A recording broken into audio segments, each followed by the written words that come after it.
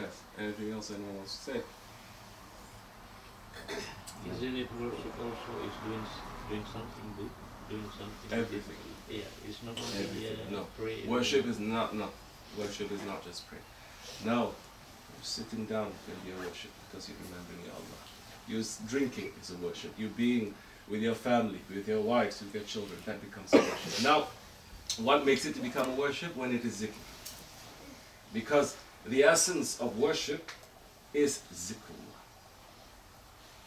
Now we're making zikr without any form.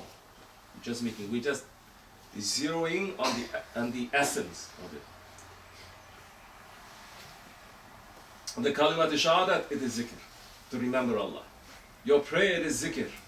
Now the kalima is not just with the tongue and with the heart. Now with the namaz, with the salah, it involves your physical form now.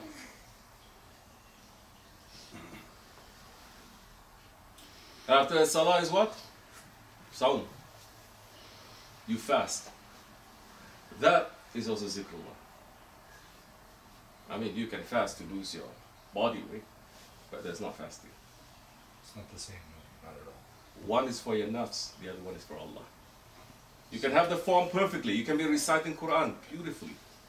But, and this is when it gets very important, especially in the Naqshbandi order, in Tasawwuf. You're reciting beautifully, but you have a drop of arrogance in your recitation. It's not acceptable. Do you think it's that easy to get rid of arrogance from our hearts? It gets scrubbed and scrubbed and scrubbed. Anger. Hundreds and thousands of tricks and traps of anger. Jealousy, of stubbornness. All this, if you don't apply to know yourself, if you don't know yourself, you don't know your Lord. And you're not living for the reason of your creation. You're doing the form perfectly. And you'll be rewarded for the form perfectly. But you'll not be rewarded for Allah. So now, Psalm, when you're fasting, now you're not just moving, you're involving now your whole body, not just 5 times a day. Certain number of hours in unison now. The whole world now will fast together with you. You know how powerful that is? All together, not just 5 times a day staggered, but all together, one whole month. In which in the old days, they don't fast for 1 month. They fast for at least 40 days. Because they fast before and they fast after Ramadan. Now, this is to remember Allah. Remembering Allah, if you don't know the weakness of yourself, you will start to think that you are Lord. This is what man becomes. Once man becomes thinks that he is Lord, he becomes a tyrant. You understand? Man is the only one who is going to declare himself Lord next to his Lord. Because Allah subhanahu wa ta'ala has put that nafs in us. And that nafs Allah has given the power to say, you are you and I am you. But even in the Tawbah al-Sharif, when Musa alayhi salam asked Allah, what are you? Who are you? He says, I am I. But the nafs, when Allah created the nafs, the ego that is inside of every one of us, brought him to his presence and said, who are you? And who am I? And nafs says, you are you and I am me, declaring lordship. When Allah subhanahu wa ta'ala created the spirit and he asked, and the spirit says, you are my Lord and I'm your creature and I'm your son.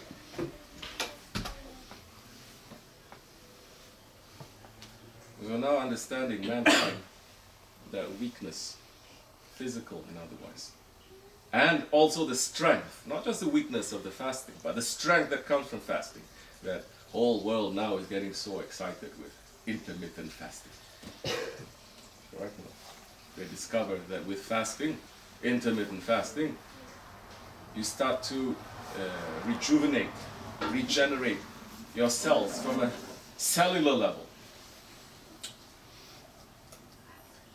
Not just that now. Now, the other pillar of our faith, which is what? To give zakat. Now is not only you, but what you own, what you possess. It belongs to Allah, it doesn't belong to you. You work for it, it belongs to Allah. And Allah doesn't need it.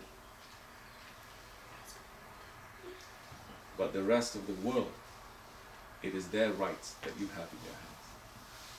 You have to give their rights away. And you're doing that for the sake of Allah. Now, you go to the Hajj, and the Hajj is complete remembrance of Allah. Maybe. I know so many people go to the Hajj in front of the Kaaba, they start praying for a better job, better wife.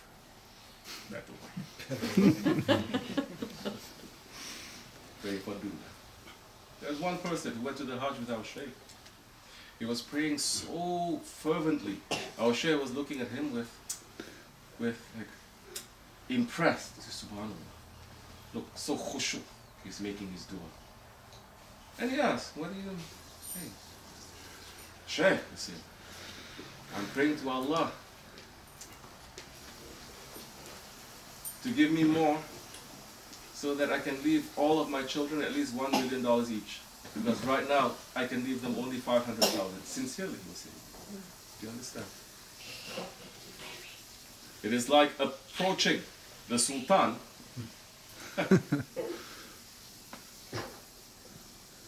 was one Sultan. He had one favorite one, always being with him. The other Pashas, the other Wazirs, they got very upset, very jealous. Not understanding. This one not asking for anything. And the Sultan assembled them all one day and he says, I own everything that you see. What do you want? I will give it to you. One Wazir says, I want a palace. The other one says, I want more power. The other one says, I want more women. The other one says, they all ask. And the Sultan says, give. And he turned to his Iqbal, to his favorite one. And he says, what do you want? You. Yeah, Sultan, I only want you. This is what our intention is to all. So remembering Allah, the zikr, that is the essence of all worship. If we worship and we don't have zikr of Allah, it's finished. If we're in the zikr of Allah and our heart is circling somewhere else, it's not too good either. But we are weak, yes. We're asking Allah for forgiveness, yes. We're trying again, yes. And Allah loves that servant who is declaring his weakness to him and saying, help me. Better than that servant who is strong. Better than that servant who is proud of his worship to Allah. Inshallah.